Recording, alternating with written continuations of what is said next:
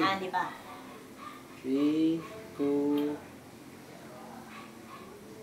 Hello mga anak. Noreen, Serge, regards sa inyo, sa family mo, sa family circle, at regards din dyan sa church na yung hinahawakan.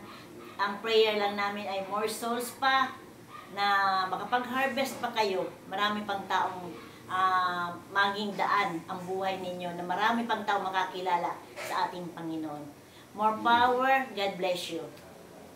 Pastora, Hello. Noreen, my teacher, my sister, my mother in Christ. Musta kayo? I miss the days when you were here beside me. I miss the days when you were here to guide me. Mula sa aming puso ay, on behalf of my family, bumabati kami ng ika-25 anibersaryo ng kasal.